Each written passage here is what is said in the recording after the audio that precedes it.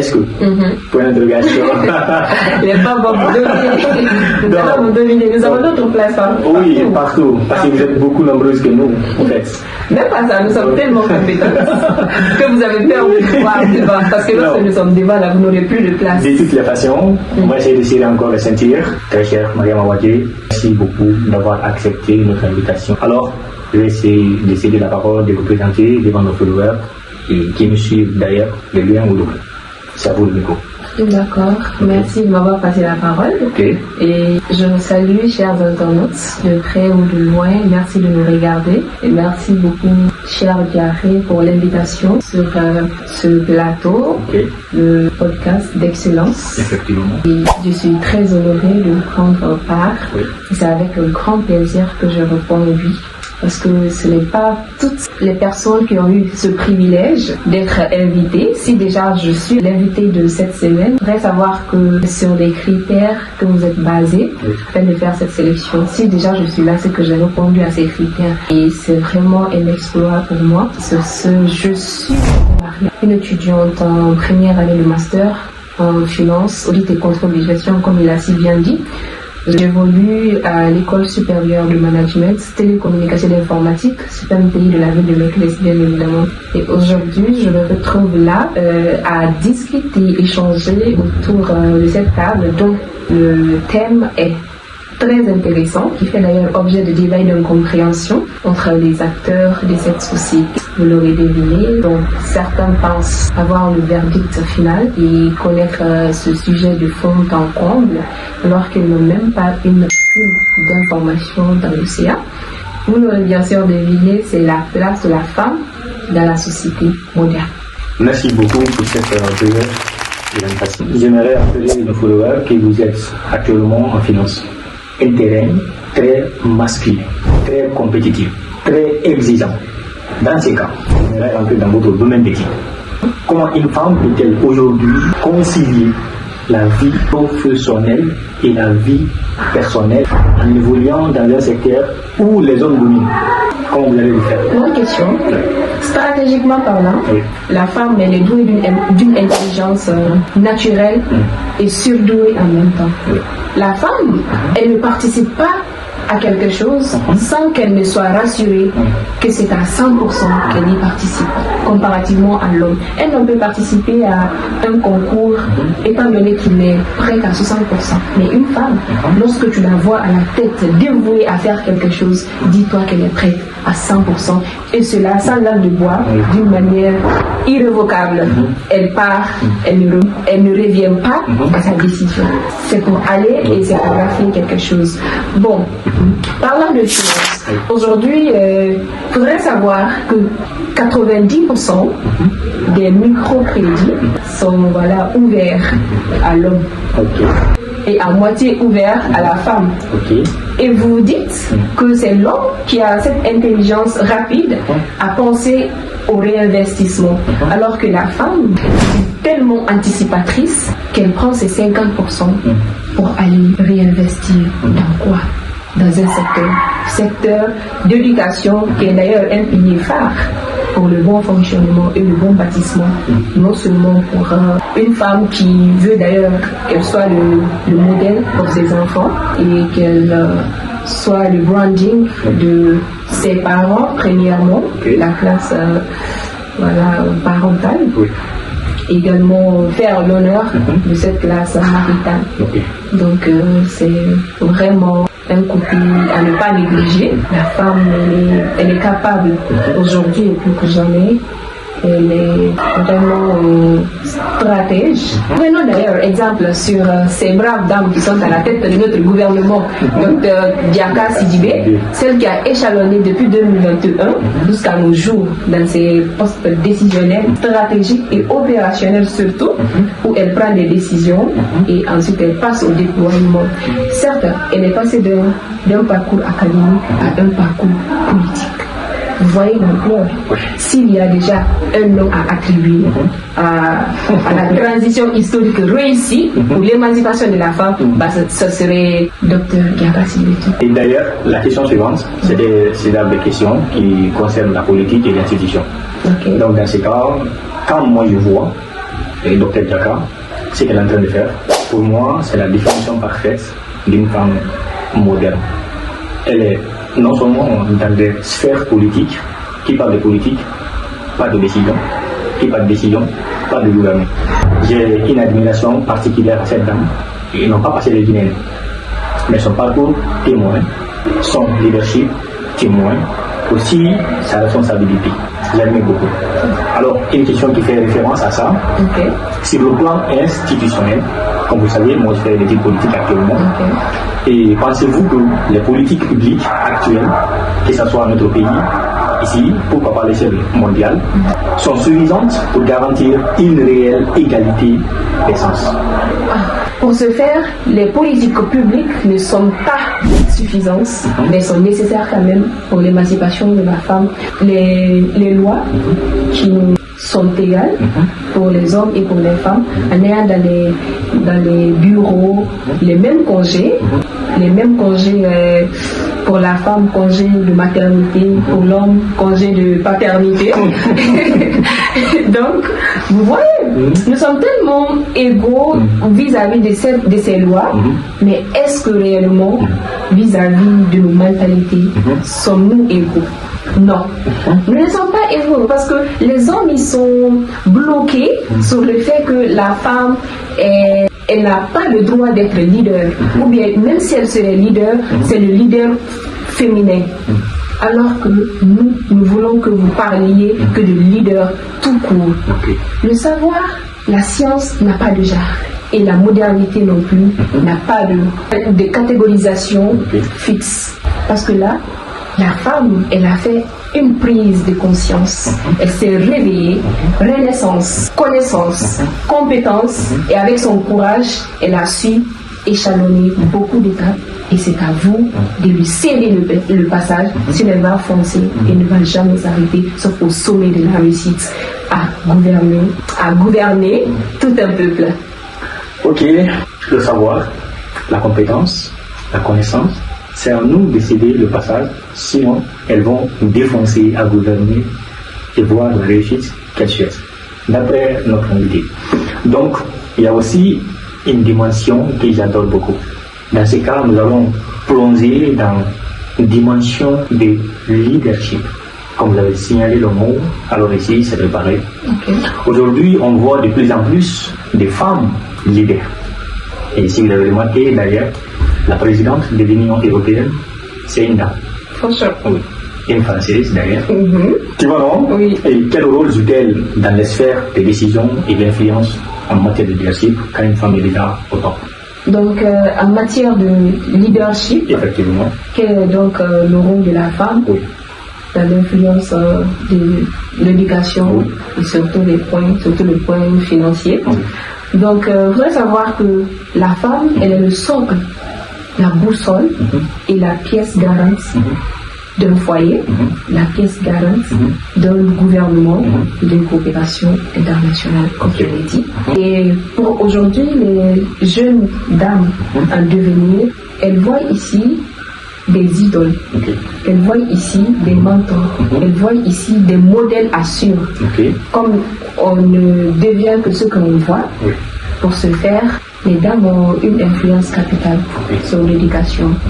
Parce qu'il faudrait savoir que c'est une fonction double qu'elle joue ici, dans son foyer et dans sa carrière. Avant, on ne parlait que soit femme, soit carrière, soit voilée, soit liberté.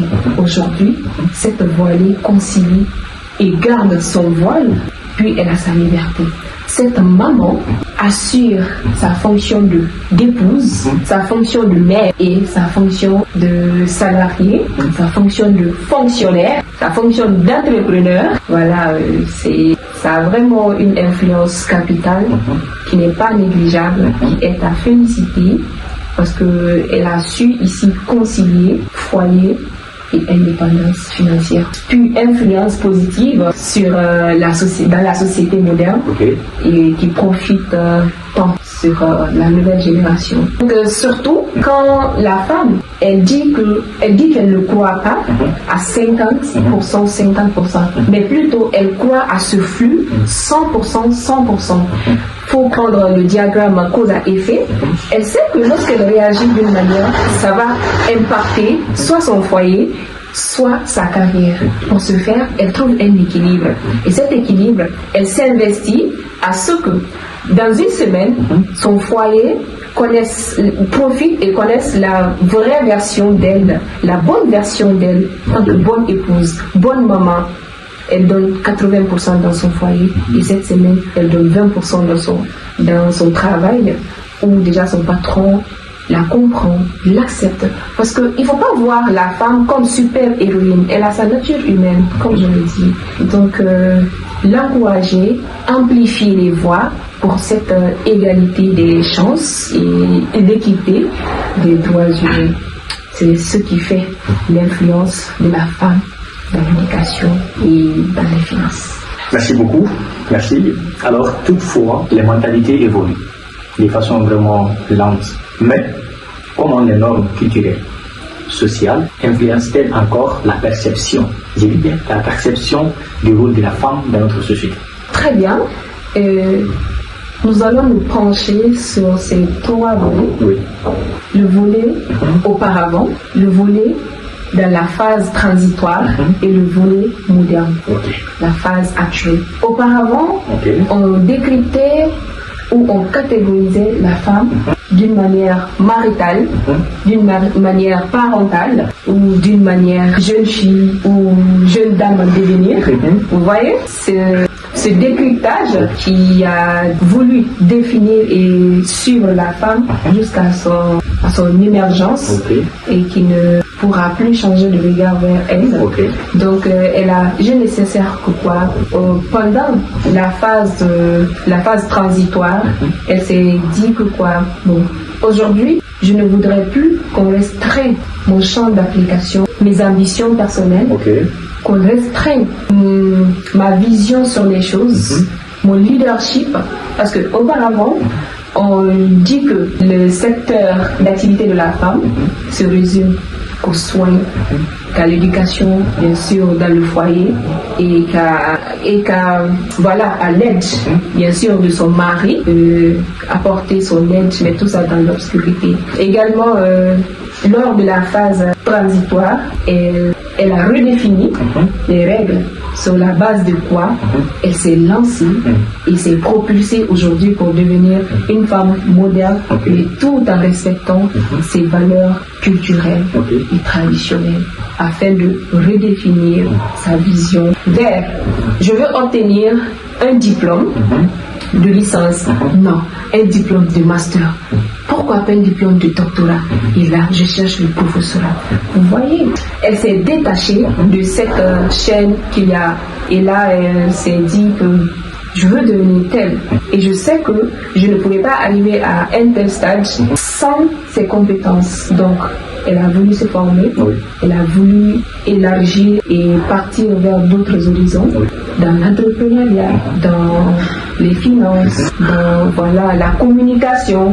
Vous voyez, donc elle retrace son chemin, elle impose sa voix et elle avance lentement mais sûrement. Donc les gens la suivent dans ce mouvement et apprécient, admirent, certes parfois en coulisses, mais avec sa réussite, elle est admirée publiquement.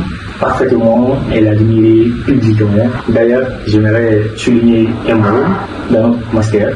Imaginez un peu, nous sommes au total de 45. Parmi les 45, il n'y a pas 20 garçons. On est minime. Donc, je me pose une question. Sur la scène internationale politique, dans notre époque maintenant, est-ce que pour l'interrogation.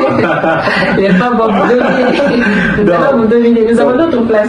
Oui, partout. Parce que vous êtes beaucoup nombreuses que nous, en fait.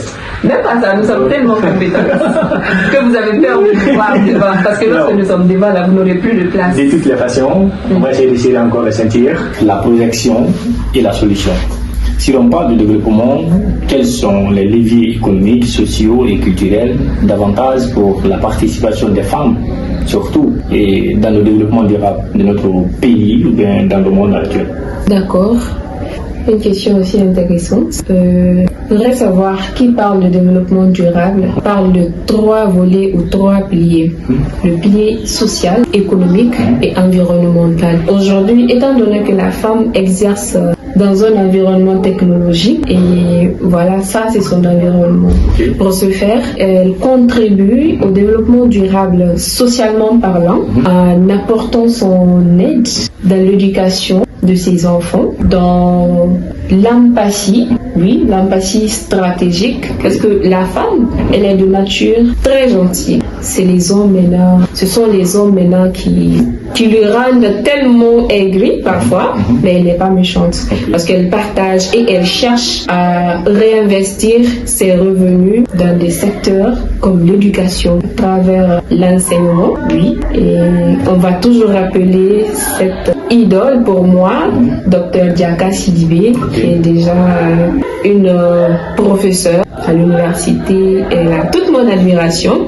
Vous voyez, l'enseignement est la meilleure arme pour contribuer au développement durable de son pays.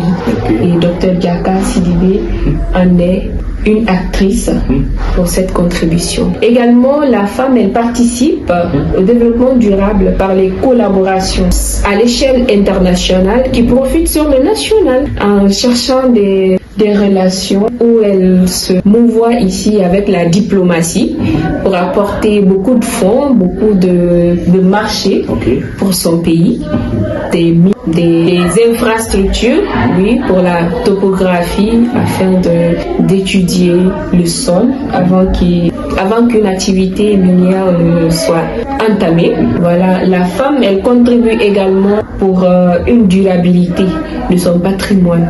Oui, la femme, elle pense à 3 générations. Enfin, pour finir, pour conclure, Mariama Ouadé, quelle est votre vision de la place de la femme dans les 10, les 20 prochaines années à venir?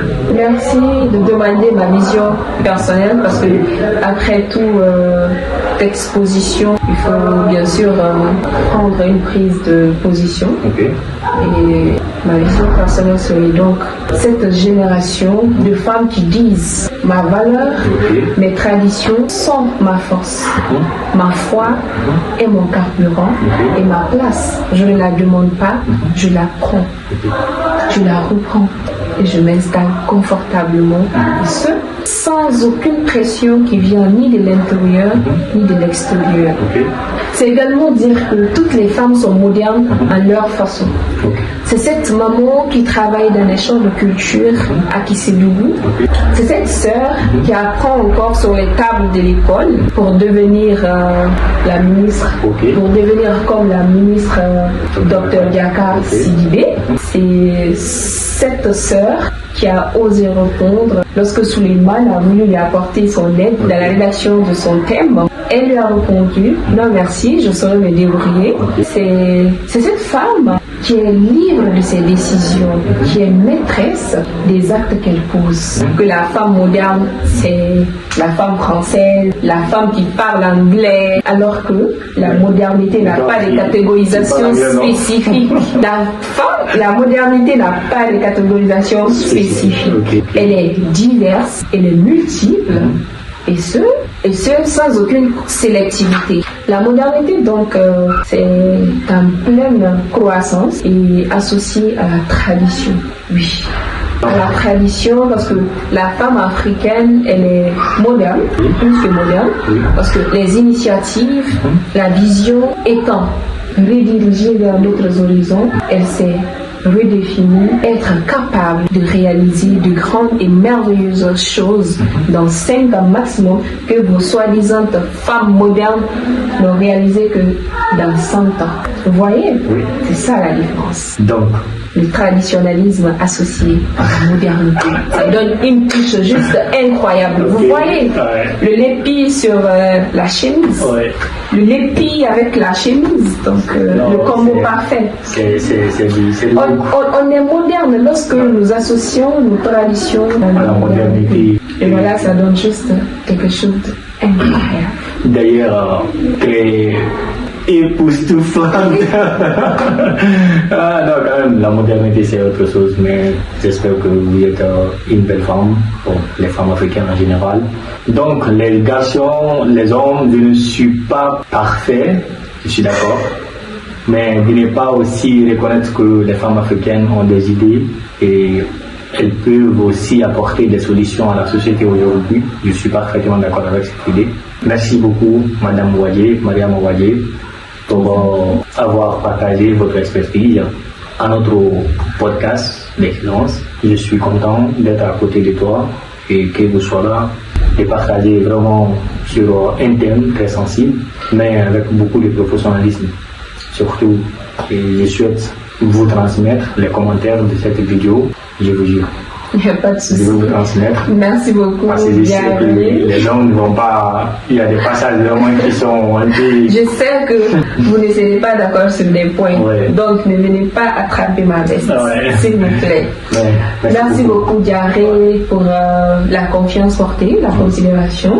Comme je l'ai dit à l'entame, ce n'est pas toutes les personnes qui ont eu ce privilège d'être choisies. Et d'ailleurs, si vous m'avez choisi ou invité en tant que...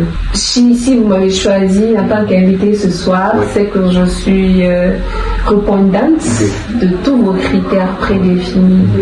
Et cela, c'est vraiment un exploit et une fierté pour moi de répondre oui à cet appel. Et merci beaucoup pour cet échange enrichissant qui transmet beaucoup de choses. Surtout, je pense que vous et moi avons tiré beaucoup de profit et nous allons continuer à tirer profit de part et d'autre, et cela sans cesse. La génération d'aujourd'hui est cette génération qui ne fait que faire la fierté de la génération petite qu'elles étaient, et on est juste fiers. Merci. Merci.